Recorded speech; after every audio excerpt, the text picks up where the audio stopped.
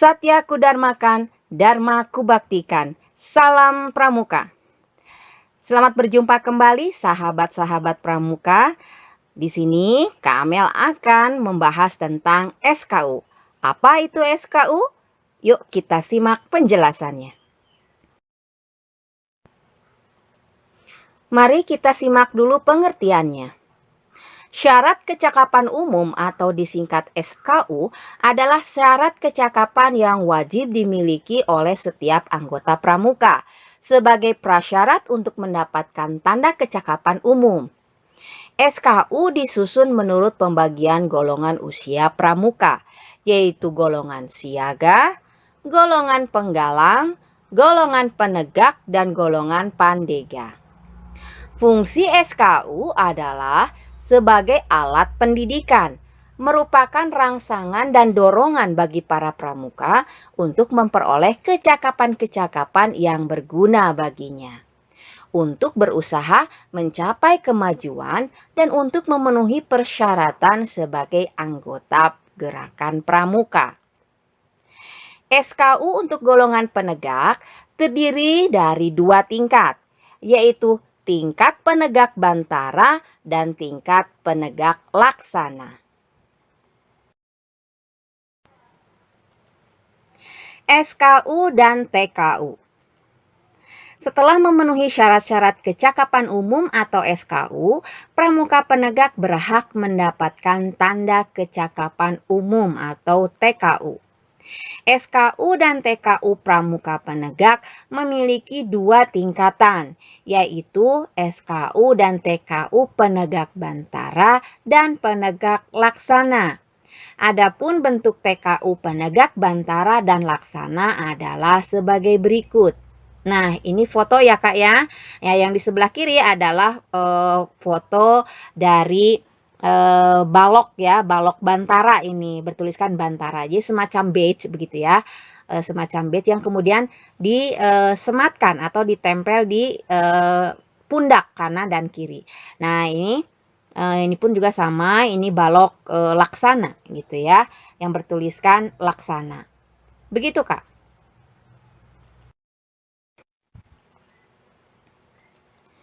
Baik, sekarang kita mengenal buku SKU. Nah, di sini ada halaman depan atau sampul dari buku SKU ya, syarat-syarat kecakapan umum golongan penegak. Dan yang di sini ada halaman isi ya, atau dalamnya buku SKU itu seperti ini ya.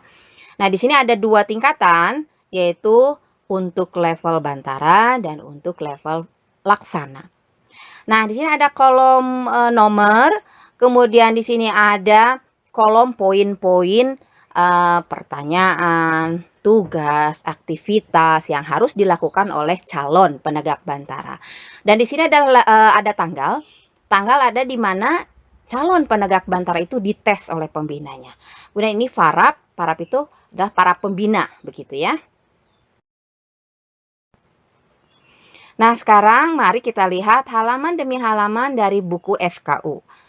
Di halaman pertama memuat tentang Pancasila sebagai dasar negara, juga sebagai falsafah atau cara pandang bangsa Indonesia. Kakak-kakak penegak ini harus pertama ya, harus mengenal terlebih dahulu, kemudian memahami, kemudian menghayati, dan yang terakhir melaksanakan atau mengamalkannya.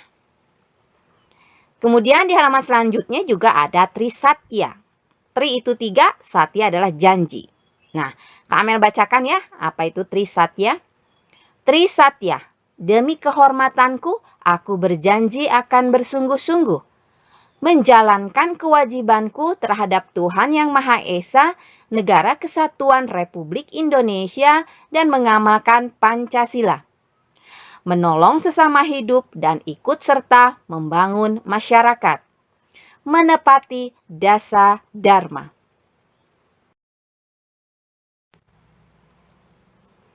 Di halaman berikutnya ada dasa dharma pramuka.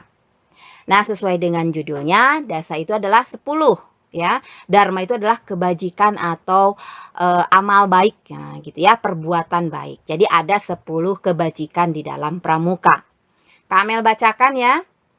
Dasa Dharma Pramuka, takwa kepada Tuhan Yang Maha Esa, cinta alam dan kasih sayang sesama manusia, patriot yang sopan dan kesatria, patuh dan suka bermusyawarah, rela menolong dan tabah, rajin, terampil, dan gembira, hemat, cermat, dan bersahaja, disiplin, berani, dan setia, bertanggung jawab, dan dapat dipercaya, suci dalam pikiran, perkataan, dan perbuatan. Nah, kakak-kakak penegak, tentu Dasa Dharma Pramuka ini harus diamalkan ya. Namun pertama-tama tentu saja harus dihafalkan ya. Hafalkan, kemudian hayati, dan yang terakhir adalah diamalkan. Nah, untuk mempermudah nih cara menghafalkannya, Kak Amel punya singkatan.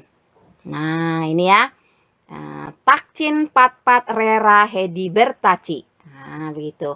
Taknya itu dari takwa, cinnya dari cinta, patnya dari patriot, patnya dari patuh, nah rera dari rela dan rajin, hedinya dari hemat dan disiplin itu ya, bertacinya adalah bertanggung jawab, cinya dari suci dalam pikiran, perkataan, dan perbuatan.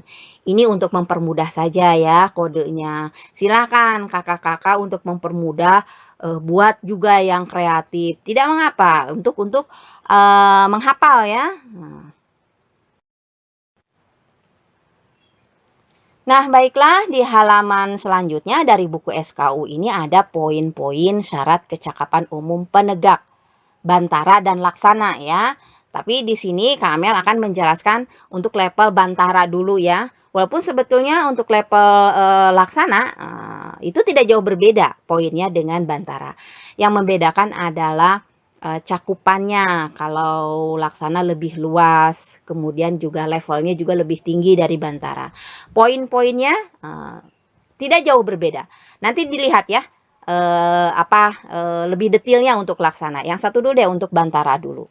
Yaitu yang pertama, poin yang pertama adalah poin keagamaan. Nah, kakak penegak, untuk poin ini silahkan sesuaikan dengan agama yang dianut masing-masing ya. Nah, yang pertama ini adalah poin untuk yang beragama Islam, yaitu ada ya ada 1 sampai 6 poin. Contoh ya, poin pertama ada dapat menjelaskan makna rukun iman dan rukun Islam. Nah, begitu ya. Jadi kakak penegak calon bantara ini ya, pertama harus bisa menjelaskan apa itu rukun iman, apa itu rukun Islam, begitu. Yang kedua, mampu menjelaskan makna sholat berjamaah dan dapat mendirikan sholat sunnah secara individu.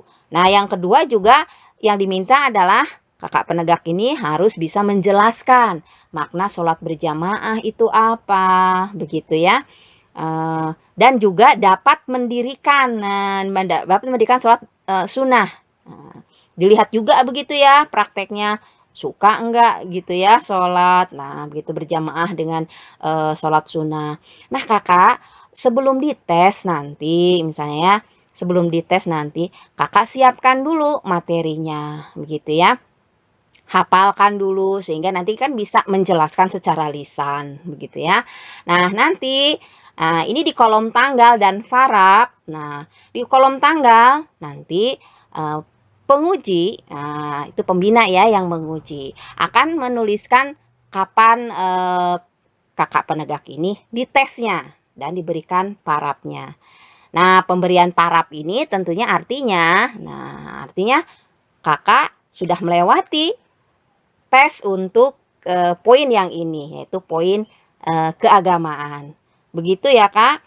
Bisa saja selain parap juga pembina memberikan catatan khusus, misalnya ya apa saja hasil tesnya, misalnya apa kurang lancar, kurang memahami atau lain sebagainya, itu bisa ya di kolom parap.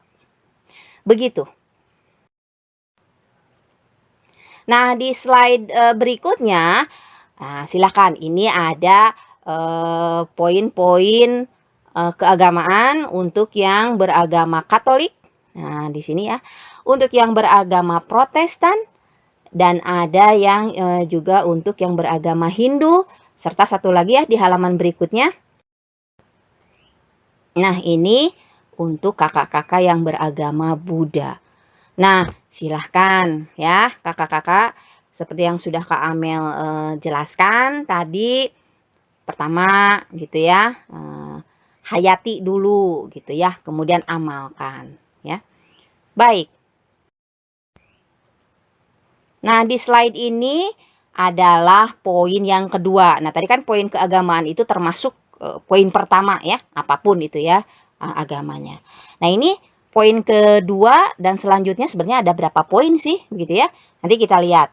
Nah, di sini misalnya poin kedua, berani menyampaikan kritik dan saran yang membangun dengan sopan dan santun kepada sesama teman. Kakak ini bagaimana cara mengetesnya?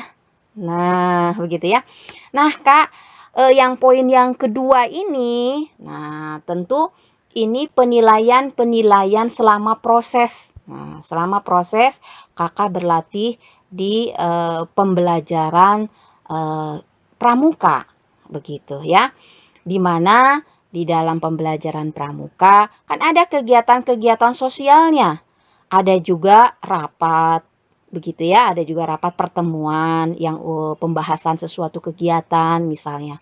Nah, kakak ini juga akan dinilai. Apakah kakak itu berani menyampaikan kritik dengan sopan? Nah, begitu ya.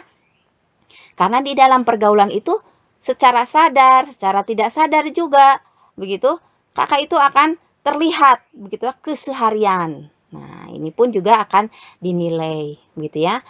Baik, misalnya nomor 3, dapat mengikuti jalannya diskusi dengan baik. Nah, diskusi juga tidak harus selalu resmi ya. Nah, ada juga diskusi antar kelompok. Nah, antar kelompok ada, begitu ya. Nah, nanti dinilai apakah kakak bisa menjalankan diskusi dengan baik, menjadi pendengar yang baik, nah, begitu ya, atau tidak. Begitu. Nah, misalnya ini ya.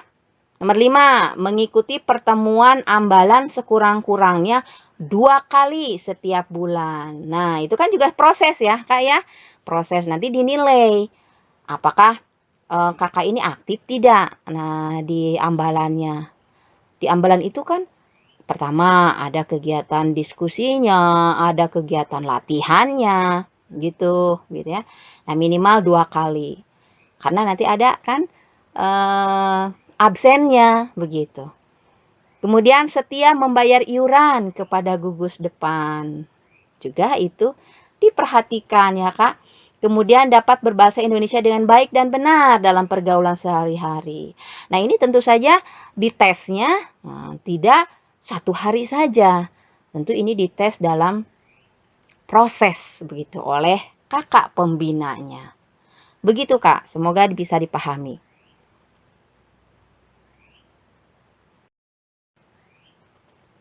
Nah, di halaman selanjutnya ini poin nomor 8 sampai 16. Nah, masih banyak ya. Nah, baik, kakak bacakan saja contoh-contohnya. Telah membantu mengelola kegiatan di ambalan. Nah, begitu ya. Pengelolaan ambalan itu banyak Kak, ada tugas administrasinya juga ada ya. Nah, kita punya buku-buku ya, buku keuangan, buku latihan, buku absensi, buku inventaris. Begitu Kak. Buku surat menyurat. Nah, itu. Nah, itu harus kita juga harus aktif. Begitu ya. Kemudian misalnya nomor 9, telah ikut aktif kerja bakti di masyarakat minimal 2 kali. Nah, begitu. Nah, nanti setiap ambalan maupun putra maupun putri, nah itu kan punya kita ya, punya program. Misalnya kerja bakti, baksos juga ya. Kerja bakti. Itu di daerah atau di lingkungan basis ya, di lingkungan basis. Coba kita ikut tidak? Aktif tidak? Kakak-kakak ini minimal 2 kali ya. Itu juga penilaian oleh kakak pembinanya nanti ya. Kemudian, nah misalnya nomor 10 nih, dapat menampilkan kesenian daerah di depan umum minimal 1 kali. Nah, kakak-kakak di dalam kegiatan pramuka juga ditanamkan kecintaan terhadap kesenian daerah. begitu. Nah, kakak yang tidak berani tampil atau malu-malu harus dicoba. Ini ya, dicoba-coba menampilkan kesenian daerah itu kan banyak. Bisa dari lagu, bisa dari tari, bisa juga dari instrumen tal musik ya, instrumental musik juga. Coba gali ya, gali kakak-kakak ini punya potensi apa, seni. Yakin pasti ada ya, pasti ada. Nah, itu pun juga akan jadi penilaian oleh kakak pembina. Begitu ya, kakak. Semoga bisa dipahami. Nah, di sini masih ada ini, sepertinya ini poin terakhir nih ya, dari nomor 17 sampai 23. Nah, misalnya ini, saya ambil contoh aja lagi ya, Kak Amel ya, ambil contoh. Misalnya 17, dapat mendaur ulang barang tidak terpakai menjadi barang yang bermanfaat. Nah, bagaimana itu cara mengetesnya? Nah, kakak coba buat. Nah, buat suatu karya, produk, mendaur ulang dari sampah plastik misalnya, sampah botol plastik, atau dari kardus, atau dari apapun yang termasuk limbah, didaur ulang, kemudian dibuat suatu produk, ya, karya, bawa ke basis, bawa ke ambalan. Nah, itu diserahkan ke pembinanya. Nah, asal betul-betul buatan kakak semua. Nah, itu dinilai nanti. Apakah nanti hasilnya misalnya pot bunga, kan harus barang yang bermanfaat ya. Menjadi pot bunga kah, ataukah menjadi membuat tong sampah misalnya. Begitu ya. Banyak yang bisa dijadikan barang yang bermanfaat. Nah, itu nanti kakak pembinanya memberikan penilaian. Begitu ya. Kemudian 18 misalnya, dapat menerapkan pengetahuannya tentang tali temali dan pioneering dalam kehidupan sehari-hari. Nah, ini pun juga tentu saja pelajari dulu ya, Kak. Tali temali yang sederhana, yang dasar dulu, begitu. Pioneering juga, tali temali yang dengan, kayu, begitu ya. Nah, dipelajari dulu. Nah, setelah dipelajari, kemudian kalau sudah siap, Kak, saya mau dites poin nomor 18, yaitu tali temali dan pioneering. Nah, silahkan. Ternyata kakak sudah terampil dan cakap, maka pembinanya akan memberikan penilaian atau paraf. Nah, apalagi misalnya di sini hal-hal yang berhubungan dengan baris berbaris misalnya. 21 ini ya, nomor 21 ini, poin 21. Dapat memimpin baris berbaris sangganya. Dapat menjelaskan tentang gerakan baris berbaris kepada anggota sangganya yang terdiri atas gerakan di tempat. Nah, begitu. Nah, ini pun juga pelajari dulu ya, kayak berlatih dengan sesama anggota ya. Kakak bisa memimpin dan kakak juga bisa dipimpin dalam baris berbaris. Begitu. Bisa memberi komando, begitu maksudnya ya, bisa memberi komando dan juga bisa juga melaksanakan komando dalam baris berbaris. Nah, nanti kakak pembina akan melihat proses begitu ya. Kalau dirasa sudah cukup mahir, maka kakak pembina akan memberikan penilaiannya. Nah, baik, misalkan di sini nomor 23 deh ya, yang 23, poin 23, ikut serta dalam perkemahan selama 3 hari berturut-turut. Nah, kalau yang begini kan Kak, tidak bisa sekonyong-konyong kan. Nah, misalnya, Kak saya mau dites berkemah selama 3 hari berturut-turut. Nah, ya tentu saja tidak bisa mengajukan perorangan. Nah, nanti di poin nomor 23 ini biasanya inilah kegiatan yang massal begitu ya. Massal tuh maksudnya kegiatan tidak perorangan. Nanti di Ambalan kalau ada acara-acara perkemahan begitu ya. Nah, kakak harus ikut. Nah, ketika ikut berarti kan kakak sudah memenuhi syarat SKU poin nomor 23 tadi, yaitu mengikuti perkemahan 3 hari berturut-turut. Nah, kakak berhak mendapatkan penilaian dan lulus di tes yang nomor 23. Nah, begitu ya kakak, semoga bisa dipahami. Nah, di buku SKU ada halaman pelantikan. Apabila kakak-kakak ini sudah dilantik, catat ya kak, di halaman ini, yaitu hari, tempat, dan yang melantiknya ya. Misalnya ini hari Senin bulan Juli 2021. Tempatnya misalnya di Basis ya, di SMK Bakti Mandiri. Yang melantiknya siapa? Misalnya namanya Kak Amel, jabatannya Pembina Putri Gudeg. Kemudian pembinanya juga jangan lupa memberikan tanda tangannya ya.